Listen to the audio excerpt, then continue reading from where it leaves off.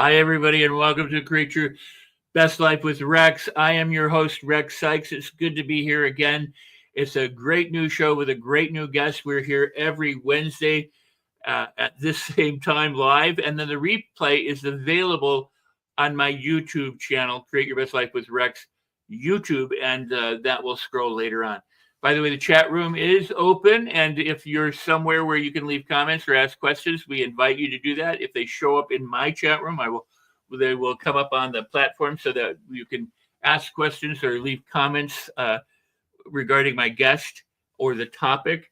So I invite you to do that, and I also invite you to share the show. If you haven't subscribed yet, go ahead and subscribe, hit the like buttons, those kinds of things. Do all of that stuff. I'll tell you right up front, and we'll go from there. I'm very excited about the show today. I have on an actress, filmmaker, activist, the president of Heroica Films, Kamala Lopez.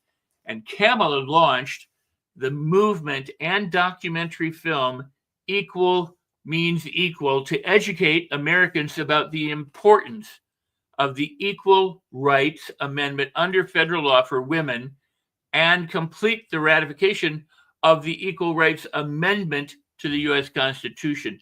Equal Means Equal was released in the summer of 2016, and it went on to win Best U.S. Documentary, the Audience Award at Michael Moore's TCF Festival, and was a New York Times Critics' Pick.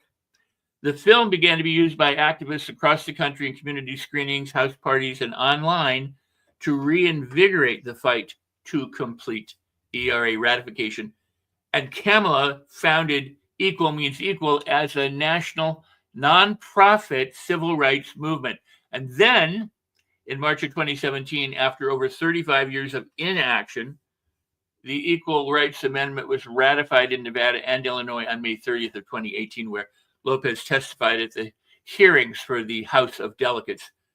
In 2019, she moved her base of operations to Virginia to focus on removing anti-ERA legislators who were blocking the amendment from being voted on. Equal Means Equal helped flip 8 seats across the state, get the first black man, Clint Jenkins, elected to Suffolk County, and saw the first woman in the 400-year history of Virginia's legislature elected as Speaker of the House. Finally, after the promised first vote by the new legislation, the ERA became the 38th and final state needed to complete the process on January 27, 2020. Now, 2 years later, the ERA became the 28th Amendment to the U.S. Constitution. Now, despite the validity of the ERA, its publication and adoption has been blocked by the U.S. government, first by the Trump administration, and then subsequently by the Biden administration. And Equal Means Equal joined by over 80 organizations who signed on as an Amici filed suit, unsuccessfully, to compel the U.S. archivist to publish ERA and have continued years-long protest and pressure campaign. I don't know if you understand all that. I'm not sure that I do, but we'll talk about it with Kamala in just a moment. In 23, she launched a Final Impact campaign for the ERA, leveraging large-scale public arts projects across the country to draw public attention to the failure of the administration to publish a duly ratified congressional amendment. And she works in Washington, D.C. with advocates to ensure that the ERA is properly adopted and enforced. She's a Yale graduate in philosophy and theater studies. She was born in New York City to an Indian mother and a Venezuelan father, and she's worked as an actor in over 30 feature films. We'll talk about those too. She's also in over 60 TV shows. So without any further ado, I'm going to bring Kamala up, and we can say hello. You get to meet her. Hi, Kamala. How are you? Hi, Rex. I'm doing great. Thanks for having me. I'm so glad that you're here, and I'm looking forward to our conversation, especially some of what I just read, because that may or may not be clear to all of the people. But let's talk and oh, look at that. Jenny Sikes Kamala is amazing, and of course you are. And Kamala is a great actor and a powerful activist. And This is true too. So I see I have my fans. My Ginny is, as you know, a my sister, brilliant woman, and your sister. And that's how I know you, is that Ginny co-wrote the film Equal Means Equal with me. And she's been one of my closest friends ever since I met her. She is just an astonishing, quirky, peculiar, and wonderful person. And Joel Marshall, who you had on your show recently, is my husband, and he hosts his own very popular podcast called Lunch Therapy. And so, yes, I'm honored to have both of my dear closest friends watching. well, and I got to state that you and Joel are very important in Ginny's life and my life, and so we thank you and appreciate that, and appreciate you both. You know, Joel was here recently with the Lunch Therapy show, and I've been on his show as well, and now you're here. We did just so historically. You and Ginny and I believe Joel and I all did a show a couple years back, or 2 or 3 years ago, that I did for the LA Tribune, and we talked about different things. But so let's go to the Equal Means Equal. You co-wrote that with Ginny and co-produced it with Ginny, and then Joel also produced it. And then additionally, the actor Patricia Arquette was an executive producer on it, and your mom Liz was Yes. an executive producer on it. But how did it come to you to pursue this important topic and then make a film about it, and then your whole life changed? I mean, you're an advocate, you're an activist, you're traveling, you're speaking, so tell us how it started with you. Well, it started because I was under the misinformation that I believe 96% of Americans believe that men and women are equal. I was one of those people. I believed that we had all the same rights and protections as men. And I discovered when Joel and I were at the Smithsonian Institute showing our first film, which is called A Single Woman, about the life of first U.S. Congresswoman Jeanette Rankin, who actually was voted into Congress before women had the vote, which I thought was fascinating. My cousin, Jean Marie Simpson, had written a one-woman show about her, and I just found her absolutely compelling as a role model. Instead of, saying, well, women aren't in the government, let's try and find a way to get in using the regular channels. She just said, well, let me get 85,000 men to vote for me. Then I can be the first woman in Congress, and then I can get women the vote, which is exactly what she did. But in any case, we were invited to screen the film at the Smithsonian Institute as part of an exhibit called Women of Our Time. And when we arrived there, I was feeling very high on the hog. I was feeling really very powerful and fancy.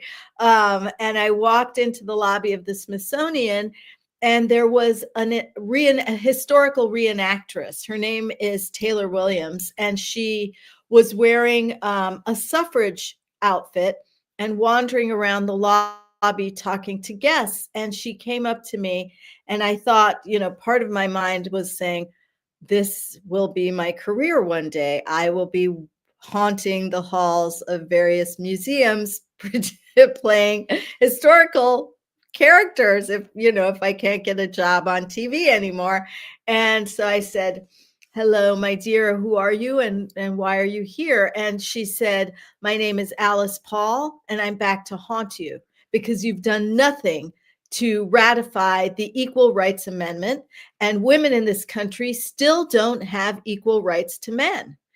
And I honestly was completely shocked by that. I didn't really believe it. It took me a couple of months after that moment to look into it and really sort of sit with it and think, wow, that's really effed up. Here I am thinking I'm fancy pantsy director, but I'm not even I'm not even a citizen really on the same level as the other half of the population. I'm second class. And that did not sit well with me. And I decided that there really wasn't much of a choice for me. I just had to do something about it. And at the time, Joel and I had been working with one of my dear friends, George Hickenlooper, who you may know as a director. He passed away, unfortunately, very young. But we were working on a project called Speechless Without Writers. There was a writer's strike going on at the time. And what we were doing is creating short videos using celebrities to prove that an actor without a script is essentially speechless, and that the script was really an important, if not the most important part of the creative process for a film, was a good script. And so we had been going around filming everybody from Woody Allen to Ed Asner to oh gosh, there were so many incredible actors. And that campaign, which was done for no money, basically, you know, I edited a lot of them in my kitchen. We would go around in a little team. Jill Kushner was also part of it. And we would, and Alan Sereboff, we would film the actors, run home and cut it and then put it out. And we put out one short film a day on a new platform called Deadline Hollywood Daily, which at the time was very unknown, but it was kind of like inside and underground, and people would watch. And within 3 months of launching that campaign, the writers' strike ended, and in good part because the studios could not withstand the public pressure of having all these famous actors basically saying, can't you give the writers just a tiny little piece of your profits? It's not like they're asking for so much. You can see one of the pieces that I actually, where I play this Indian lady that's come to give him some advice. I'm like a fortune teller or something. And we talk about how if the studios weren't so greedy and would just give the writers just a tiny little piece, the strike would be over. And it actually worked out that way. Our show was featured in Time Magazine and on the Colbert Show and on the Daily Show, and the studios folded. Now, I thought to myself, well, let's just do the same thing for the Equal Rights Amendment. You have more than half of the population believing that women are equal. Let's just do a short virtual campaign. And so that was the beginning of what ended up being a very, very long, arduous, complicated, and not easy at all process to get to the ratification of the Equal Rights Amendment. And there are still some issues. Well, the issue is that the government is acting illegally and criminally to withhold the duly ratified amendment. It's never happened before in the history of the United States. 38 states have made their position very clear, and it's being illegally blocked. That would be the only issue from my point of view. There are others that believe that the deadline that was placed in the preamble of the ERA is valid, but everybody and their mother, including the American Bar Association, the American Constitution Society, 46 US senators, hundreds of congresspeople, Lawrence Tribe, I mean, I could go on, have all said that that deadline is invalid, unconstitutional, and illegal and can't be followed. Well, let's also, it's amazing, but let's also talk about what the ERA amendment is, what it means, because when did women, for example, first get to use credit cards? Oh, I believe in the mid-70s. You know, and so I'm a teenager. I'm in my 20s in the 70s, and I'm dating women. I never realized that. I mean, I didn't have a credit card till I was 35 because I didn't want any of them. You know, my mom was like, well, you're traveling all over. You should get a credit card. Prior to that, I never even, you know, I did everything with cash or, you know, paid check. But I never realized that women couldn't have a credit card at the same time that I could have. I learned about this probably from watching Equal Means Equal. I mean, So what is it that it addresses for women and for others that is necessary for us to understand, especially given the climate in 2025? Well, first of all, when the United States was founded as a republic, women were still property of their husbands, property of their fathers first. And then when they married, they became the property of their husbands. They were something called chattel. And the legal model for wives was what was used to create the legal model for slaves.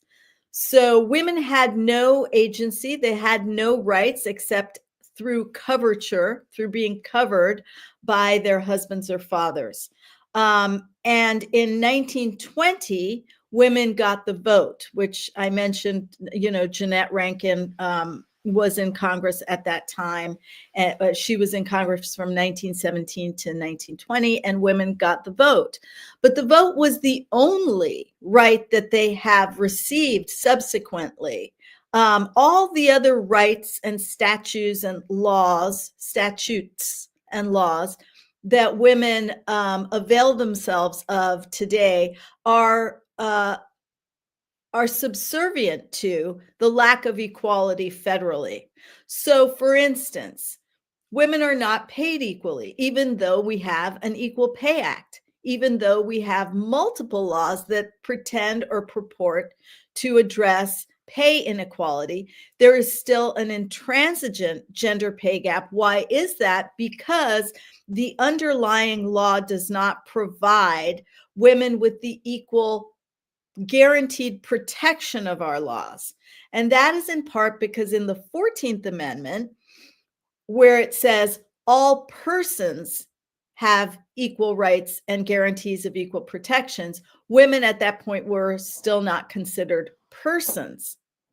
We became persons later on, but at that point so the ERA was designed to address the lack of equality for women in the 14th Amendment. So the 14th Amendment gave Black men equality, but it didn't give it to Black women or any women for that matter. So what the ERA does, aside from pay, one of the most important factors of having equal rights and protections guaranteed by the federal government is gendered violence. That's rape, human trafficking, sexual assault, sexual harassment. All of those things fall under gendered violence. And again, when you go to court as a woman, you are not protected equally. And you will not get equal justice, although it's written and blazoned over the Supreme Court, equal justice for all. That's it's not true. There is no equal justice for women without federal equality in the Constitution. So is the ERA amendment specifically or just for including women, or does it also include others? It includes all people regardless of sex. So the language of the ERA, which is very simple, very uncontroversial, says equality of rights under the law shall not be denied or abridged by the United States or by any state on account of sex. So that means that whether you're a man, a woman, or anyone in between, if you classify yourself as other than a man or a woman, you too are protected because sex covers all human beings. So, for instance, there are areas in our society where men feel that they are receiving they're the victims of sexual discrimination based on their gender, which could be in areas of custody, family court. A lot of times, women also are discriminated in that area as well. But there are areas. There was something called tender presumption, I believe is the terminology, which is that the court had this view that between the age of 0 to 2 years old, a child would always be in better hands with the mother. Now, that's just not true. There are some incredible fathers that have very not good, I don't know how to say it diplomatically, but women that should not have little babies, and the court will invariably give them to the mothers, despite all evidence pointing to the father being the better parent. So that's an area. And then, of course, in the case of LGBTQ rights, with the Equal Rights Amendment, you cannot discriminate against someone because they're gay or transgender or anything else. And another very relevant, at least to this moment in history, is the rights to control our own bodies. So the right to bodily autonomy used to be provided to women under the rubric of privacy, which is what Roe versus Wade said. But what the Equal Rights Amendment says is that women have the right to bodily autonomy and control over their own bodies under equality, meaning if you cannot dictate to a man how many children he may have, when he may have them, his fertility, his sexual ability, then you can't do the same to women. I mean, theoretically, in an alternate universe, if you could dictate to a man that he must have a vasectomy, that he may not have a prescription for Viagra, then I suppose you would be able to do the same for women. But since we all know that that ain't never going to happen, so we will achieve, if the ERA is properly adopted, women will receive the right to control their bodies again. Wow. Well, I just want to say in a separate note to our conversation that if you're watching the show live or in replay, and this is an important issue on your heart, as it is on so many people's hearts and in so many people's lives and how they're being affected, or either held back or whatever, go ahead and share this. Get this out there. Share it to your friends, your family. Make it go viral. Do whatever you can so that the people who might be able to make a difference know that this is on your heart, that this is an important matter and it needs to be addressed and it needs to be fully adopted, ratified, and it needs to be protected so that the people it applies to are protected. I just find it so amazing that in 2025 now we're dealing with these very same issues where the rights and the protections and the freedoms and the liberties and whatever you want to call it are being threatened left and right, and that people, however they want to identify, are smeared and chastised and excluded because of the way they choose to identify. It's a very, I mean, I don't know what adjective to use. It's just very disturbing and very sad that here we are in the year 2025 and we are so backwards when it comes to this. It really is astonishing how quickly things have regressed. If anybody is watching this, I'd like to highly recommend that you watch the documentary Equal Means Equal. It's on Amazon Prime for free. You can rent it if you don't have Amazon Prime. And it really lays out all of the areas in our society where the ERA is so critical. And one of the things that's really disturbing is that since 2016, well, we started making the movie in around 2012, but it was released in 2016. Some of the things that were even seen as outlandish to suggest at that time have actually come to pass.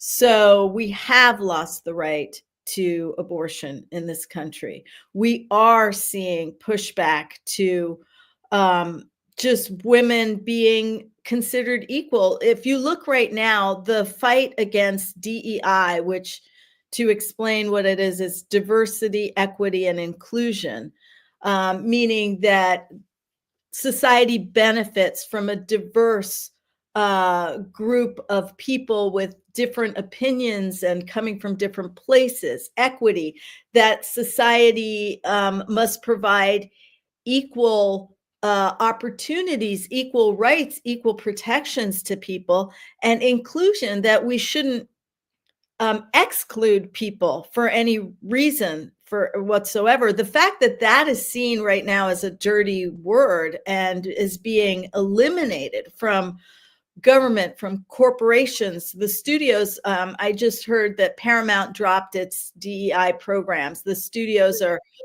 looking at this as an opportunity to just get rid of stuff. And I think a lot of women don't realize that we are part of the DEI push. Even though we are 51% of the population, we are marginalized. We are considered less than. And so when you eliminate DEI, what you're going to see is the number of women in these positions going down. And what we know is that when women are in any space, the UN did a study about this. And even, Hillary Clinton a billion years ago said that, if you achieve 30% participation by women, you see a marked difference in the outcomes, in the corporate culture, in the decrease of violence, in the increase of collaborative problem solving. If you continue to allow men to be the dominant voice in the room in every space in society where decisions are made, you will continue to see decisions made that are heading towards domination, control, war, just sort of more and more inhumane. And one of the things that Jeanette Rankin said that I think is so true is that men and women are like right and left hands. It doesn't make sense not to use both. We complement each other. We bring different strengths to the table and different weaknesses to the table. But when you have a society that's so out of balance, with the power base so heavily weighted in one side, you see the imbalance all around. You see it reflected everywhere you look, and it's highly dangerous. Well, I certainly agree with that. I also think that I think people travel the world because they want to be exposed to different places and different cultures, and see different art and different dance and different, the way different people live. I mean, that's one of the reasons why we go visit, or vacation in different places.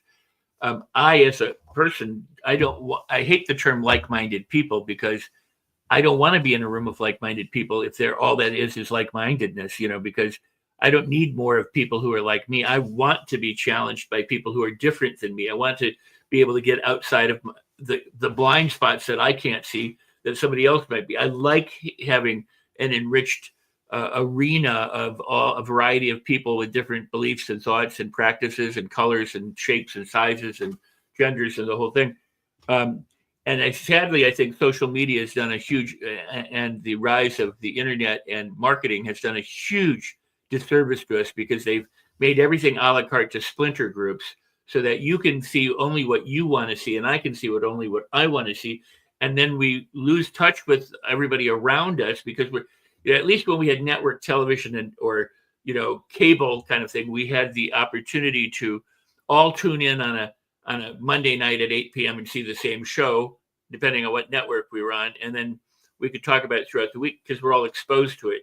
Now, there's so many different channels, so many different things we may never even meet, or see. I mean, in the film business, there are plenty of people who I've never heard of them. I don't know their shows. I can't keep track of it, because they're now being split up. And on the one hand, that's fantastic. In other words, more product is being done, more opportunities being done. But it's also limiting us in that we're no longer. America was the melting pot, and what they're trying to do is keep it from being a melting pot.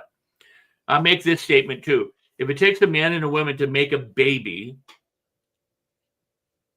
you would think it should take a man and a woman to raise a baby. And I don't have problems with gay parents being parents. I mean, me personally. But what I'm saying is, the roles of both are so intertwined, in life giving and life promotion, and even at end stage of life and things like that. For it not to be that way in education and business and in all areas of our life, it's egregious. It's mind-boggling that we are where we are, and we're dealing with the issues that we're dealing with, and the ability to try and exclude people or take their rights or privileges away. I mean, just the equal pay thing. I mean, it's crazy. But so let me go back a second though, because I do want to address something. Mac Valentine asked you a question earlier while you were talking, and that was, he's grateful for that. But he said, "Why do women take the man's name?" And was that a property thing just from the past? Yeah, that's a remnant of the past. I did not take my husband's name. Lucy Stone famously did not take her husband's name. I think it is a relic of the coverture laws, meaning that once you're married, you're covered, you're protected by the rights and privileges of the man. I think in the Middle East, there's still that sort of thing where the woman, her entire identity is subsumed by that of her husband. She is sort of lost in the wilderness without the protection. She can't even go outside without being walked around with a male companion. I will admit that occasionally I slipped up on this, but I refuse to call my wife my wife. I never liked the term because it felt possessive, and I didn't feel like I'd say this is so and so, or yes, we're married or something like that. But to introduce somebody as my wife or my husband always seems like I have to make a point of this. I mean, we're both humans, that kind of thing. I mean, I don't get it. I think what we need to talk about right now is how most people feel the way we do, which is that we want people to be included. We want people to be able to enjoy their lives. But what we're seeing more and more is a withholding of that ability, including, and I'll mention, when I was in Washington, D.C. recently, I stayed there for about a month to try and see if we could get President Biden to publish the Equal Rights Amendment before he left office. Now, everybody had asked him to do this. It was a very simple 3-minute phone call to the U.S. archivist, who was his employee, to tell her to simply publish the amendment, as is required by her job. Article 5 of the Constitution is very clear. It says, upon ratification of 3/4 of the states, an amendment shall be adopted. It doesn't say if you feel like it. It doesn't say anything except shall be adopted. And she didn't do it, and he didn't do it. And so Equal Means Equal was compelled to take some very drastic action. We actually, I don't know if you knew this, but we held a protest where we took down the banners outside of the National Archives, and we replaced them with our own banners that said, Biden published the ERA, hero or zero, at which point 30 people were detained and 6 of us were arrested. 7 of us were arrested, but 6 were arrested on charges of felony theft and trespassing. Now, you can't actually trespass on a public monument, and you cannot also be charged with thievery when the very same banner was put up within an hour. What we're seeing right now in the country is an attack on our right to protest, an attempt to intimidate the public from being able to take a stand. And that is really dangerous, because it's one thing for you not to agree, but it's another thing to shut down. That is so un-American, to say you can't express your point of view. You will be quiet. You will accept this illegal blockade of your human rights. The United Nations just stated that the U.S. is violating the human and civil rights of half of the population by failing to adopt the ERA. But what can we do about it, right? If we can't protest without being arrested, if our representatives are so meek and lily-livered that they are unable, they should all be getting arrested. The entire Democratic Party should be sitting in jail right now instead of, I don't know what they're up to, but it just, the system is so broken. And I know it sounds like what everybody's saying, the system is broken. But if we can't count on our own representatives to represent us, if the population of 38 states have stated that we want women equal and the government says no, what is left to do? I mean, what do we do now? And I think, I mean, I have ideas, but they're all kind of crazy. Well, I want to entertain some of those, Brett. You know, I want to say a couple of things. One is old habits die hard. And what we see are, you know, a bunch of old, probably predominantly white men, but not just white men, you know, who are trying to hang on to their power. They're afraid that they're losing, you know, the edge. They don't want to give anything to anybody for any reason. So they're willing to, you know, thwart and to hold back and to push down, you know, anyone. You know, and the interesting thing is the majority has always done that to the minorities. You know, when the minority is oppressed, let's say there's 100 people and they oppress 10 people. Those 10 people, in order to make an impact on the 100, get noisier. They, hey, wait a second, they yell or they protest or they do something. And then those 90 go, well, look at those people. All they do is cause trouble, and they do it. So it's just like everything is stacked against the minorities. It's stacked against the people who aren't in power, because the power people hold power, don't want to give up the power, don't want to share the power, don't want to, you know, invite anyone else into the club.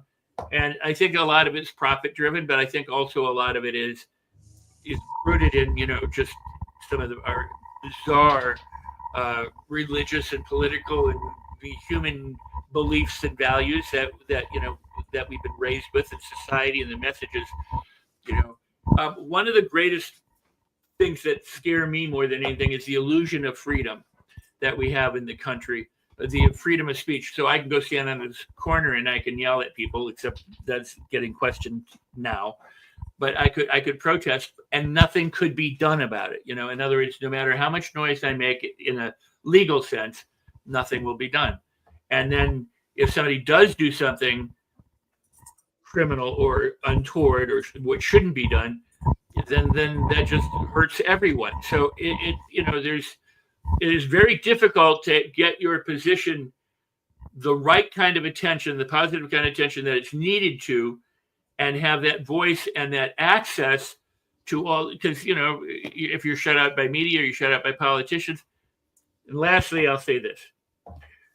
There's not a person in Washington, D.C., the administration, Congress, Senate, or the judiciary that's a leader. We don't elect leaders like we don't elect kings. We elect representatives. A judge is a representative of the people or of the law or the constitution of the land. The president is supposed to represent the people. He's only a commander-in-chief when it comes to the military, not a commander-in-chief over you or me. He's a representative, and it's supposed to be, all of these people are supposed to be doing the will of the people. That's what a democratic republic is all about, was that majority rule.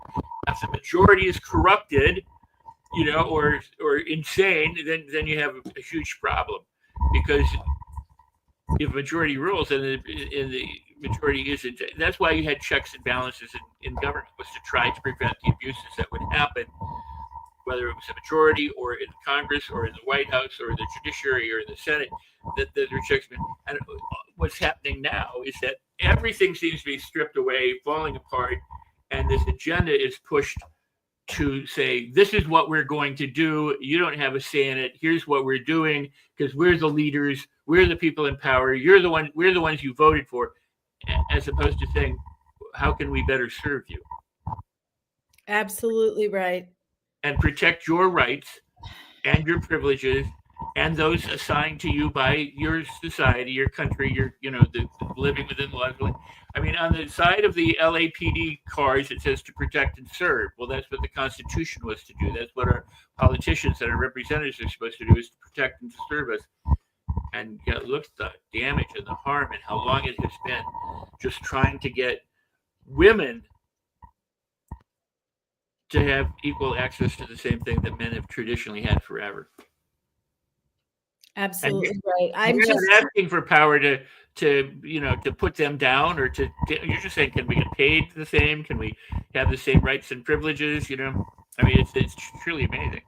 My concern is that when you start to, and very few of the people in our government seem to be aware of either civics or history enough to recognize that if you continue to beat down the population, if you starve them, if you take away their rights, if you make life more and more miserable for them, you're really signing your own death warrant, because people are going to get to a point.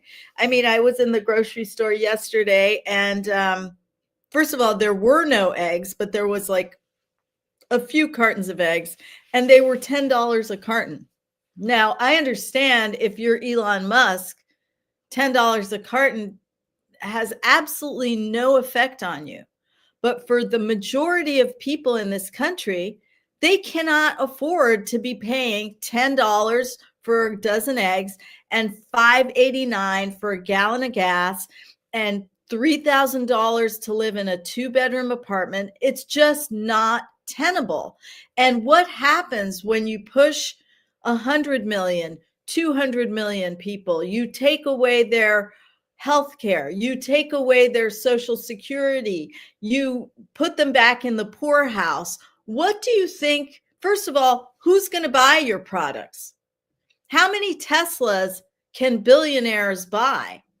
I mean, don't you need to sell your cars to the general population? If the general population has been fired, is not receiving health care and no longer receiving Social Security, who's going to buy your products? And what do you think is going to happen to the majority of the people? This is what happened in France. This is what happens in South America and all of these places, even in India under the British rule. If you are cruel to the vast majority of the population, they will turn on you. Is that what you want? Sadly, that may be what they want. Why? Thin the herd.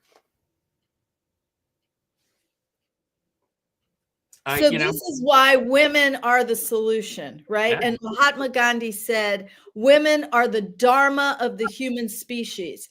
Until women are in a position of power, this mentality of culling the herd, of, let me see how much I can get at your expense, let me take, will continue. And I'm trying to be not being very gendered about the way I philosophically look at this, but it would be ridiculous of me not to suggest that women bring different skill set to the table. Okay, so women bring a more collaborative outlook, a more diplomatic, a more holistic, a more empathic, a more compassionate, a more power sharing versus power over.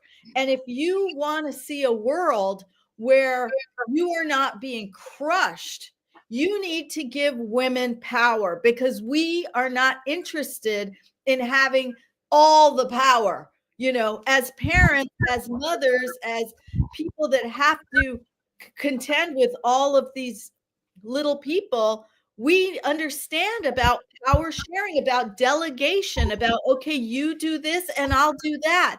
And if getting from point A to point B is going to run over people, maybe I'll take a longer route around it. The matriarchies were a very unviolent period of human history. The matriarchies were a very collaborative power sharing type of model. And, I would say bring back the matriarchy, but that may be the masculine energy in me coming out saying, you know what, we need to take over because you guys are really not doing the job for all of us. But that said, set that aside. I think if we could just get women to 40% participation, forget 51%, which is what we actually are. But if we can just bring it up from 2% or 5% or 12%, which is, if you watch the documentary, you will see women have absolutely no power in any area of society up to a level of even 20%. If you can get us to 40%, you will have a happier life. Everyone will enjoy things more. The animals, the children, the environment, everything will improve when women are given more power. And that's why I'm focused on the Equal Rights Amendment, because that is just the very, very first step of heading in that direction, which is a direction to save the human race and to save this beautiful planet that is the only planet that we have, Mars notwithstanding. If Elon Musk and his tech bros, his muskrats want to go to Mars, please take the first rocket and get the F out of here. But I'd like to work on planet Earth, which is a beautiful place. Yeah. No, I was just going to say, we're going to almost be out of time, and we didn't get to talk about acting or films or any of that other stuff, and rightly so. No worries. I'd like to have you back. I'd like to have Joel and Ginny back, and we'll do, a group show together, or singular as well, because this is an important issue. I do think, though, however, that it does need to be said that just as there are stupid men and smart men, there are stupid women and smart women. No doubt. If you look at what's going on in Congress or the Senate, you got some really stupid women. Absolutely. Absolutely. But on the other hand, you've got some really brilliant, wonderful, incredible women. And here's why I think they're reluctant is they sometimes make men look really, really stupid because they're so smart, or they know how to argue. They know how to, and I don't know that men are willing to say, let's have women in power, because it terrifies them. I mean, it terrifies men, their ego. It threatens everything about them. People have been debating for, I don't know how many years about who the breadwinner is. Could a woman make more money than a man and still have a successful marriage or not? All these kind of weird things that, and for me, it's like, we have to resolve basic human stuff. We have to say, look, we're all one species. We've got a female part and a male part, and they can't exist without each other. We wouldn't be here without each other. And we need to find a way to collaborate and cooperate. I firmly believe that if women were the primary people in government with fewer men, we'd be far better off. And I say that because I've lived having many mentors and coaches and guides and trainers and educators who are women, even more so than men. And I like the men that I've had, but the women have been outstanding. I was fortunate to spend a day in a grade school this past week or last week. And I spent from like 7:30 till like 4 o'clock in the afternoon. And I was so impressed with the level of care, the level of dedication, the level of friendly. Everyone was friendly. Everyone was thoughtful. I went about every half hour. I went to a different classroom to see what was going on, and I was just blown away. I'm like, nobody is paying these people what they deserve to be paid. They should be paid a fortune because they're taking care of the children who will be the future of our country. And people don't think of it that way. They go, cut this, cut that, cut school lunches, get the women out of here, get the. So we're in this slash and burn crazy time where things could be done much, much differently, and they aren't. And I do think that women represent an amazing, not that they are, but that men are terrified of women having power. And that might be one of the reasons why. And so if men ever grew up enough to go, I could share my power with a woman, or I could share my power with a man, and it may be a long time before we evolve that far. I think you're absolutely right. I do want to just clarify that I absolutely love men, and there are so many good men in the world, and ever increasing amounts of, I would say, very conscious men, men that don't see things like, oh, I'm a man, therefore I will do this, I'll be this, so I just I just pray that we will become a kinder society, that we will recognize that we all are human beings and we all deserve the right to live a life with as little pain as possible.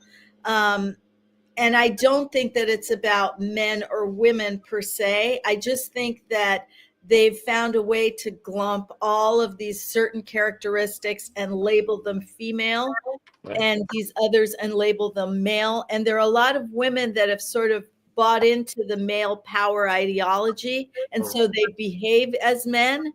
And I don't think that those women, are very fantabulous either. Um, Well, one thing, I don't mean to interrupt your thought, but one thing is certainly true, and that is a lot of people vote against their own best interests. A lot of people don't know what their own best interests are, and if you can't see what your blind spots are, you don't know where the harm is coming from. So there are a lot of women who don't support women, and as there are men. I mean, but I'm just it's the issues are so much larger than we've got time to continue, to go on with. But I would like to come back and visit this because I do think it's truly, truly important, and that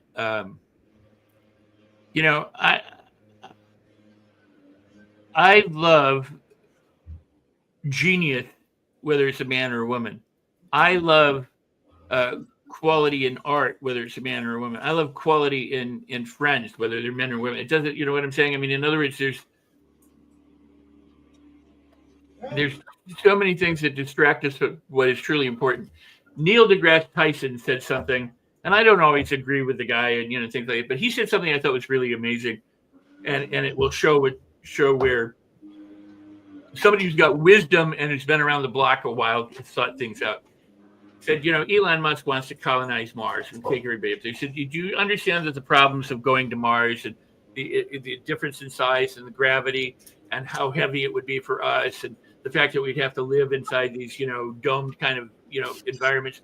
He said, if you could do all of that to sustain life on the planet, he said, you should be able to figure out a way to knock an asteroid out of the sky without us having to colonize Mars. In other words, why not fix the planet Earth and spend our time going, well, let's make sure we aren't, destroyed like the dinosaurs were, and remain here where we've already got access to everything and we could do it. So and I love that because it shows somebody who's going, really, you think this is the thing you want to spend all your money, time, and energy in doing, is try and escape one planet and go to another planet and create the same kind of problems there? And so we need wise thinkers like you and like Joel and Ginny and other people who are forward thinkers and who are leading the charge to try and bring some conscious civility and some conscious wisdom and experience to this discussion, so that all people are treated equally, and so that all people have access to the right to liberty, life, and happiness, and the pursuit of their. Well, we do need a government that supports the citizenry, not tramples the citizenry. Right or left side. I mean, I'm just, we need a compassionate, benevolent government that is there to serve the people and not to dictate to what the people should do because they happen to have the power. They got all the marbles, so they get to make all the laws. Absolutely. So we're out of time. I don't want to leave on a dour note. So let's come back. Will you come back and revisit this, because there, and we could talk more about one. I want to talk about your films and the careers and things like that, but also about the kinds of things that we can do, and that what you are doing to continue this important mission, and to see that it happens peacefully and legally, and that these things come to pass. Certainly. And I'd like to ask everybody that is watching the show to go to equalmeansequal.org and join. And it doesn't cost a thing. You just put in your name and your email address, and you will be on our mailing list. And that way you'll be aware of any actions we're planning. We're going to be hosting a webinar shortly to discuss some court cases that are coming down the pike. You know, we often file cases against the U.S. government or against or speak up in a lawsuit where we feel our voices need to be heard.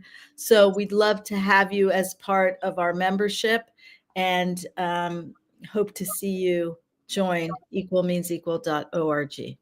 Absolutely. And again, go share out this show, let it go viral, make it go viral, like it, subscribe, you know, when you see it on YouTube or wherever, but go ahead and share this so that other people know what we are all dealing with and what's been going on historically and what the difference might be for all of us in the near future. Kamala, I thank you so much for being here. Much love to you and to Joel. We'll have you back again. I hope sooner rather than later when time permits for you, and we'll continue the discussion because it is truly an important discussion. And thank you. All right, everybody. I'm so glad that you're here. Let me tell you about something that I need you to know about, and I'm so very glad that you've been here for the show. If you're watching in replay again, please share it and please comment, and let's make our voices known. So let me ask you a question, and it's completely changing gears. Would you like to discover the secret to living life on your terms, to experience wealth beyond anything that you might have imagined, success and influence? So are you an achiever who's devoured books like Think and Grow Rich, or The 4-Hour Work Week, Becoming Supernatural, Awaken the Giant Within? Have you applied every tool and technique and still feel there's something missing, a gap between the life you have now and the life you know you're meant to live? My book, Life on Your Terms, is the missing piece you've been looking for. And I mean that like I mean seriously. It's so seriously. Unlike other guides that teach you what you should do or how to work harder, Life on Your Terms reveals why true fulfillment comes not just from success, but from aligning your mind, your energy, and actions with your own highest vision. This is not about grinding harder. It's not about making another list or waiting for a breakthrough. It is about creating a life you genuinely love living. And it's rich both in achievement and in purpose. So here's how Life on Your Terms stands apart. There's an unbreakable blueprint for fulfillment. The methods in this book are simple, yet they're profound, and they're designed to help you feel truly wealthy, truly happy, and connected, and not just act like it. No fake it till you make it stuff. It's mastery over your inner and outer world, combining ancient wisdom with cutting-edge neuroscience. This book gives you direct practices to reprogram your mind and break free from limiting beliefs without years of trial and error. It's sustainable transformation, not short-lived motivation. Unlike self-help pump-ups that fade, Life on Your Terms empowers you to align your mind with a natural abundance, with a natural flow of abundance, making success and happiness inevitable, not conditional. So this is more than a self-improvement book. It's a guide to crafting a life that only you can design with clarity, fulfillment, and freedom. And if you're ready to live a life of purpose, wealth, and lasting joy, Life on Your Terms is your key. So don't wait. Start creating a life you don't need to escape from. Live life on your terms. And if you're seeing the scroll below me, the crawl, then that's how you get the book. But go there right now, rexsikes.com/book, and it'll give you some instructions so that when you get the book, I will gift you a bonus worth $497 on mastery. It's an online video training on how to master your thoughts, your feelings, your words, your actions, so that you can get the kind of results that you want to get to live life on your terms. And if you do that and you get the book from Amazon, you'll get the training even before you get the book. And I know you're going to love both. So go do that now. And I appreciate you for being there or for being here. And I appreciate those of you who are watching. Again, go share the show, go get your book, and be sure to tune in next week when I have another exciting guest, and then watch for Kamala to come back, and we'll go from there. So thank you so much for being here. Remember, I always say, if you consider something a problem, it's a problem. If you consider something a blessing, it is a blessing. So how you think about things matters. And that's why I encourage you to celebrate everything. And with that, I'm Rex Sikes. You've been watching Create Your Best Life with Rex, Kamala Lopez, on the ERA amendment and the need to make sure that all people, and especially women, all people are treated equally and fairly. And with that, I'll see you next time.